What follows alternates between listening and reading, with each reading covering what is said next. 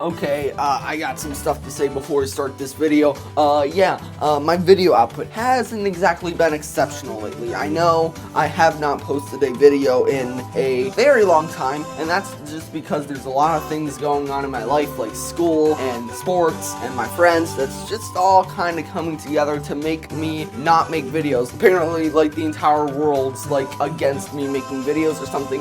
So yeah, I haven't made a lot of videos lately, so I'm sorry about that. But I mean, I got like a huge break in November off of school and sports and all that, so I mean, I'm gonna make a lot more videos. Stay tuned. But anyways, Mario Bros. Wonder. Wow, Mario Bros. Wonder. Like, this game, like, it came from New Super Mario Bros. U Deluxe to Mario Bros. Wonder. That's just the greatest thing ever. We thought that Mario, well, at least the 2D Mario and Paper Mario, was gonna be bland and not really creative and just like basic Mario for, well, basically forever. But then Mario Wonder came out, and then a lot of people changed their minds, but some people were still skeptical that games like Paper Mario would still be bland and not very creative. But I mean they revealed Thousand Year Door Remastered, so I'm pretty sure most people think that Mario is all creative now because the 3D Mario, I mean, you got Mario Odyssey and Bowser's Fury, some of the most creative games ever. So this is a big comeback for 2D Mario, and I want to talk about it. And how exactly is this such a big comeback? Well, the main thing is basically the art style and the visuals. Have you seen this game? Playing this game on my big OLED 4K 65-inch TV. It is amazing. Everything looks so good. It almost looks like it's made out of clay or it's stop motion or something, because it looks so shiny and nice. And everything's like, I said stop motion a couple seconds ago. Like, it's almost like a stop motion-y kind of feeling. Like, you get what I'm saying? Like, it kind of looks like clay, and it kind of looks like one of those old, like, creepy Christmas movies that's like claymation, and it's really fun. It kind of looks like that, except, you know, a lot better and like animated. You get what I mean? And like, it's so much, the colors, there's so many beautiful pastels and neon and a lot of white in the color palette, believe it or not. Like, it looks so good. I don't know how to explain it. It looks very, very colorful, but it still looks kind of pastel-y, and it has still a lot of white color palette. So I don't know. And also, tying into the visuals is the character animation. I can clearly see that this game had a massive animation budget, because every single animation, from going into a pipe to jumping to hitting a question mark block to riding Yoshi, everything has slick new animations that give this game a ton of personality and also make it feel really original. I can tell how much work they put into the animations, because just how fluid and rampant they are. They're just everywhere. Every time you do anything, the very, like, motion of you walking creates a unique animation that looks so good. And then when all the talking flowers, they just talk to you, Mario makes faces like, ooh, ah, what, and hey, that are perfectly illustrated by his character design. And I love it. The visuals in this game are some of the best visuals I've seen in any Mario game. They might even rival the pixel art in Mario World. And I know that the New Super Mario game, plasticky, shiny, not like stiff, like classic, basic Mario, is very appealing from a pure graphical intensity kind of way. Like, it's really smooth, it's high resolution, it's shiny, it's nice, it's reflective. But something about just Mario Wonder's graphics, they just look so good, they're so shiny, they have so much more personality to them. They're definitely one of my favorite parts of the game. Now, we talked about visuals. The second thing that makes this game extremely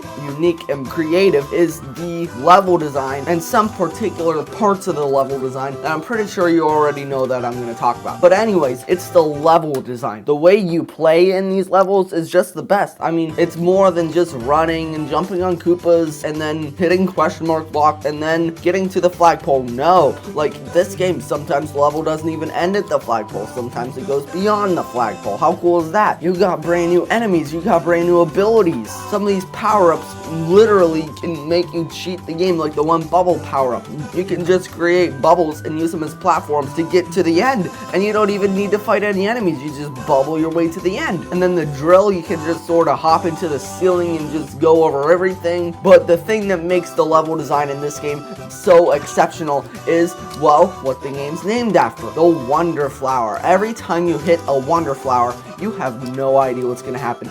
It might cause a stampede. It might cause the level to go upside down. Sometimes it'll make Piranha Plant start singing a huge musical number. And sometimes if you hit a Wonder Flower, you'll go past the flagpole. Like in one where there's a stampede, it knocks down the flagpole and you have to just sort of keep going and hope for the end. These Wonder Flowers always excite me because going into the level, you have no idea what the Wonder Effect's going to be, and it excites you because, oh my gosh, what's going to happen this time? It's going to be so exciting, and it always is. And then there's like one particular Wonder Flower that I want to highlight. I recorded this level.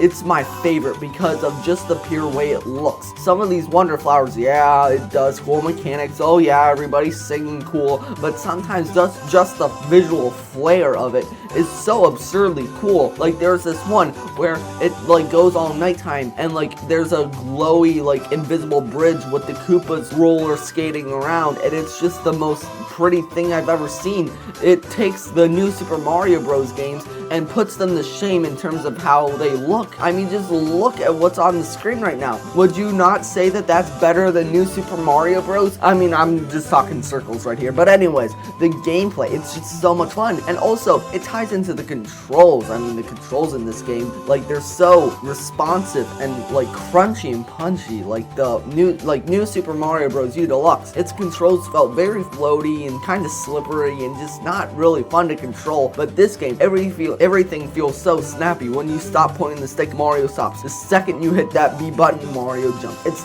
The controls feel the best. They feel better than any other Mario game, and the controls definitely help along the gameplay. And even if new Super Mario Bros. U Deluxe or the new Super Mario Bros. Games had Wonder Flowers, they wouldn't be that fun because, I mean, you have to speedrun some of these. The floaty and unresponsive controls in those games would hurt all the Wonder Flowers, I feel like. So I'm really grateful that they chose to prioritize good controls, and it all makes everything so much better, and it brings this game as a whole up because of its level design and its controls, and it is certainly exceptional how creative they got with some of these Wonder Flowers. I'm in World 6 right now, and some of the Wonder effects are downright shocking. It's definitely one of my favorite parts of the game. And now, let's talk about badges. These are another thing that I was super excited about going into the game, and I can say that they lived up because every single time you get a new badge, it's like a new mechanic is unlocked. It's like every single time you get a new badge, it turns into a whole different game.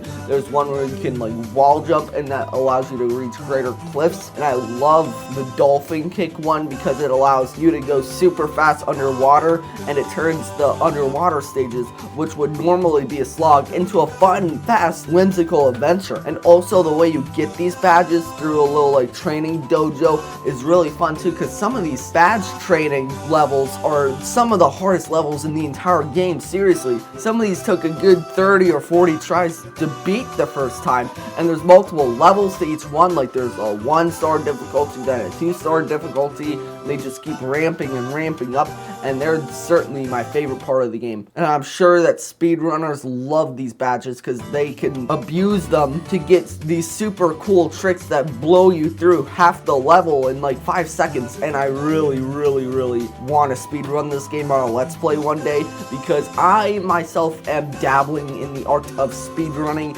and I feel like I could really use these badges to my advantage. And I really want to record it because me personally, I think it'll make me look cool, and it'll just be fun. And a couple last things before we wrap up this video. The talking flowers. I touched on these a little bit in the animation talk, but I love these talking flowers. I know some people are annoyed by them, but I just think they're funny. Some of their commentary is just hilarious sometimes, and like you can wake them up and you can surprise them, and you can like hurt them too, and you can water them to make them sprout like coins. I really love the talking flowers, and I can't really see how anybody's annoyed by them. They're just funny. But I am glad there is an option to turn them off, because if you are annoyed, it would be just terrible to have to listen to them talk. So I am very grateful that there is an option to turn them off. And it's also surprising because Nintendo's not really into features like that. If I had only one complaint, I would say that the amount of content in this game is questionable. I mean, if you want 100% it, then sure, you're gonna be here for a long while. But if you're just like playing the game normally, like you're gonna be done with this in about 10 or 20 hours. And I know that's still a pretty good playtime, but like, I mean, Tears of the Kingdom, you can sink 500 hours into it easy. So I know I might be a little bit greedy, but 1 or 2 extra worlds would have been greatly appreciated, or because it would extend the length of the game, and it's such a good game, I just want to keep playing it more and more. Or they could just add a couple new worlds through DLC, and the problem would be fixed. So there you go, there's my review of Mario Bros. Wonder. I know this review is late, it should have been out like 2 weeks ago, but I'm sorry, here it is. Did you like this video? Did you not like this video? Do you think Mario Wonder is awesome? Whatever it is, tell me in the comments down below, and I'll catch you in my next video.